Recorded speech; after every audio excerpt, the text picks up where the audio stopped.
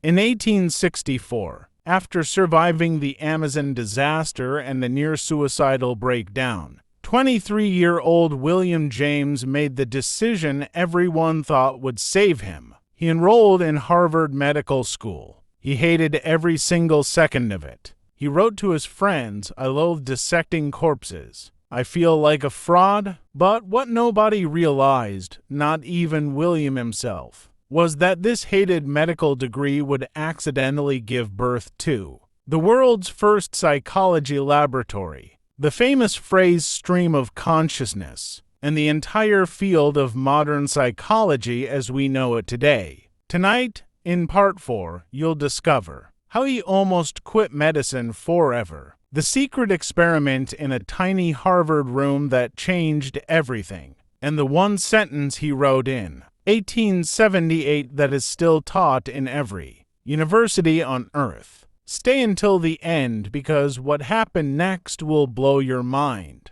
As William James moved closer to adulthood, his sense of purpose began to take clearer shape. Though uncertainty still accompanied him, his mind, shaped by years of varied experiences, was now prepared to seek more deliberate paths of study and inquiry. The breadth of his early life travel, intellectual exposure, observation of human behavior, and artistic practice gave him a unique perspective. He had learned that understanding life required patience, careful observation, and critical thinking. These lessons became central to his emerging identity as a thinker and a student of human nature. William's growing interest in the sciences became increasingly significant during this period. Though he had initially been drawn to art, the systematic and observable qualities of science now appealed to him. He began to study physiology and natural history in greater depth,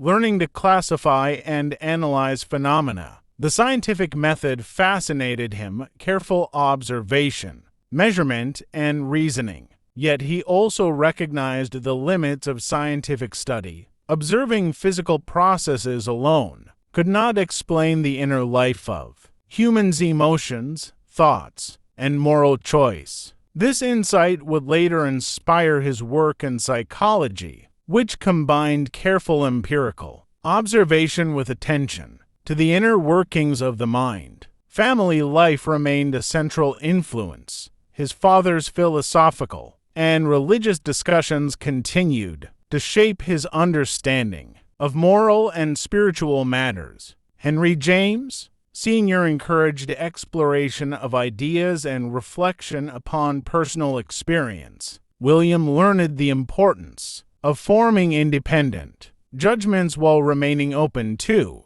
insight from others. These lessons taught him balance, to value evidence, reason, and observation, while also respecting the subjective experiences that shape human thought. This balance would become a hallmark of his later writings on philosophy, psychology, and religion.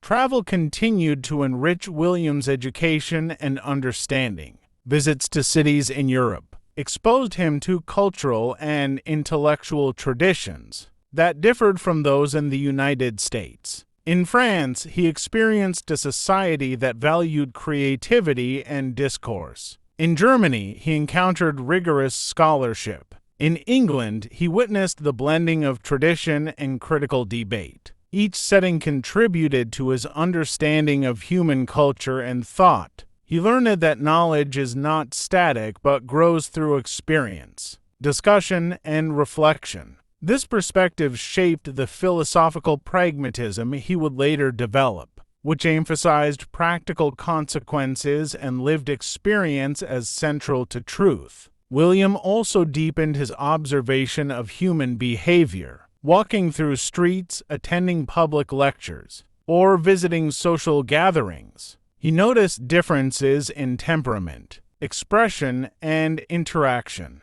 He saw how people's inner lives affected their outward behavior and began to consider the ways that habit, emotion, and thought are intertwined. These observations provided the foundation for his later explorations of psychology. Even at a young age, He appreciated the importance of combining careful observation with reflective interpretation, a method that would later define his work in studying consciousness. During this period, William's sense of self-awareness grew. He recognized that uncertainty was not a flaw but a condition of intellectual development. He had many interests and multiple possibilities before him, but he also had a capacity for careful judgment and thoughtful choice. These abilities gave him resilience in the face of doubt and prepared him to navigate complex, intellectual, and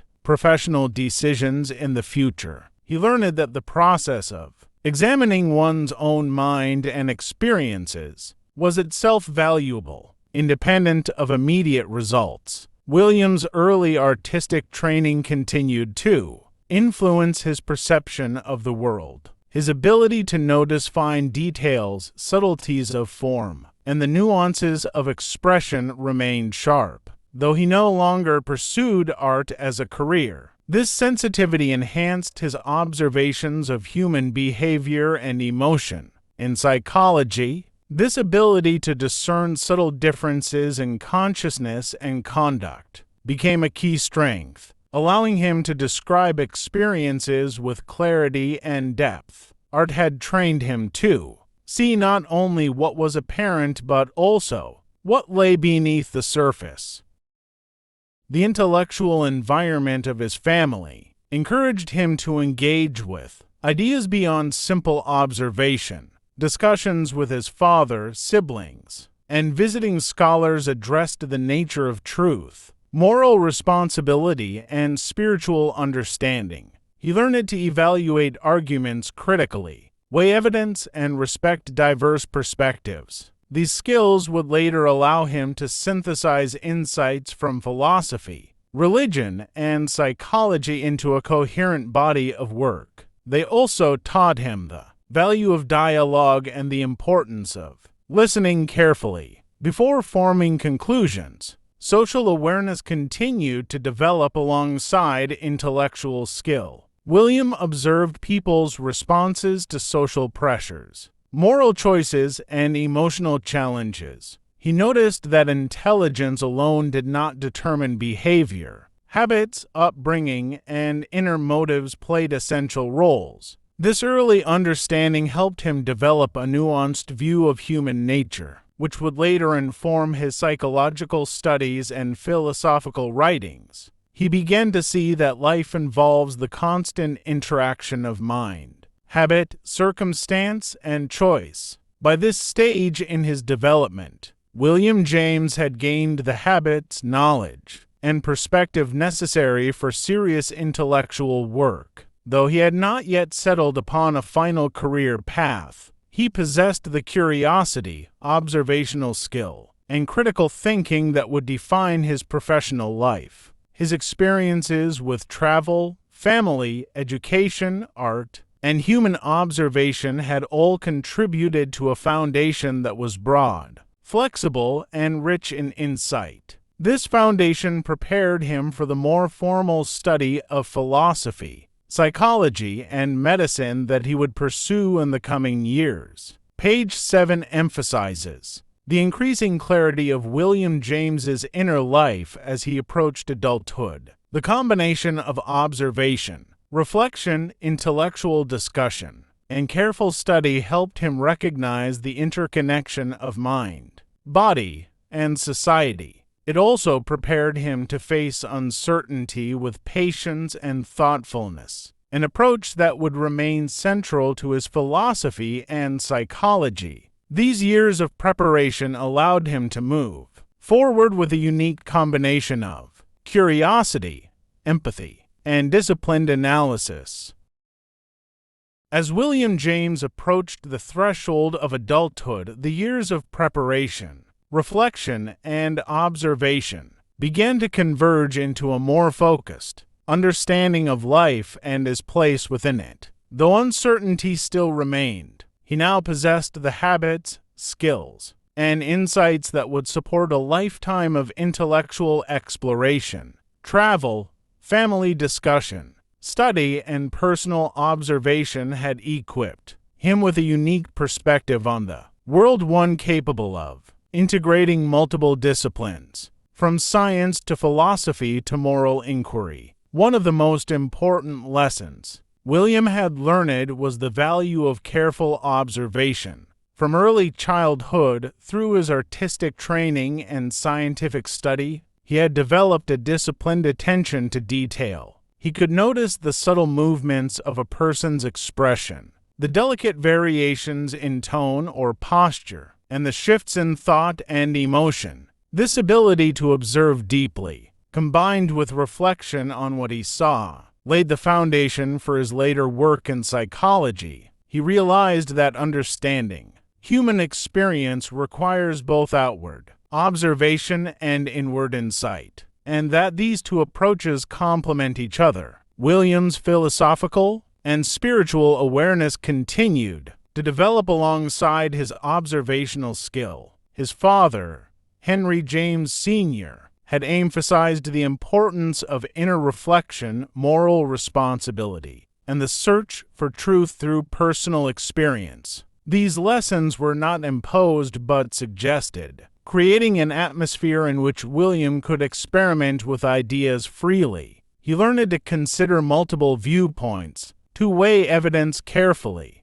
and to value both reason and intuition. This approach became central to his later philosophy, which emphasized practical understanding and the importance of individual experience. During these years, William's interest in science and medicine deepened. He began to see the human body and mind as connected systems, each influencing the other. His early readings in physiology, anatomy, and natural history revealed patterns in the physical world, and he began to wonder how similar patterns might exist in human thought and behavior. This curiosity led him toward psychology. Though at the time the field was still emerging, he was motivated by the belief that systematic study of the mind could yield insights just as reliable as those obtained through the study of nature. Travel continued to broaden his perspective. In Europe, he observed the intellectual and cultural differences between countries, noting how customs, education, and society influenced thought. He saw that no single method of living or thinking was universally correct. Instead, human experience was varied and shaped by multiple factors. This awareness reinforced his early understanding that truth is not fixed, but evolves through experience and observation. Such a view would later become a cornerstone of his pragmatism. William also developed a deeper sensitivity to the emotional lives of others. He observed the ways people respond to challenges, joys, and sorrows. He noticed patterns in habits, moods, and motivations. These early studies of human behavior were informal, yet they were crucial for his later work in psychology. They taught him to respect the complexity of human life and to seek explanations that considered both external behavior and inner experience. He learned that understanding requires empathy as well as reason. His artistic background continued to influence his intellectual development, even though he had chosen not to pursue painting professionally. The skills acquired through artistic training, careful observation, patience, and attention to subtle details remained central to his thinking. These skills helped him see the world in layers, noticing what is visible on the surface and what lies beneath. This dual perspective, combining observation with interpretation, became a defining feature of his psychological and philosophical work. Family interactions remained significant. Conversations with his father, siblings, and visiting scholars provided a rich environment for intellectual growth. He learned to evaluate arguments critically, to consider moral and spiritual dimensions, and to balance skepticism with openness. This ability to engage thoughtfully with multiple perspectives became central to his later work. He recognized that wisdom often arises from dialogue and reflection, not merely from learning facts or following tradition.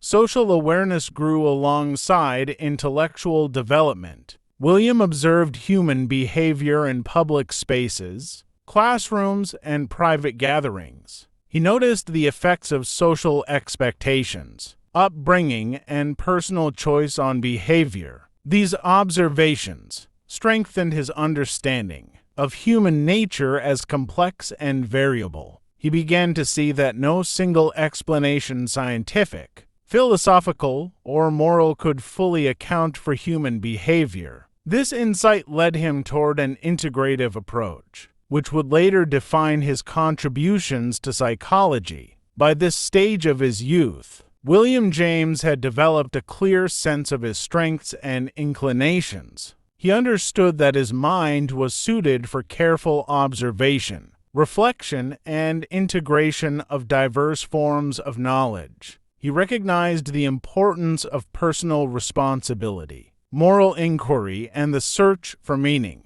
Though he had not yet chosen a formal career path, he was now equipped with the tools necessary to pursue intellectual life with purpose and confidence. Page 8 concludes the later stages of William James's youth, emphasizing the growth of observation, reflection, and social understanding. His early experiences, travel, family influence, education, and artistic practice had prepared him for the next phase of life. Focused academic study and professional development, the habits, skills, and perspectives he had acquired provided the foundation for a life of thoughtful inquiry, creative analysis, and enduring contribution to philosophy and psychology. And just when William James thought he had finally found his calling, a mysterious European philosopher sent him a book that turned his entire world upside down. In one night of reading,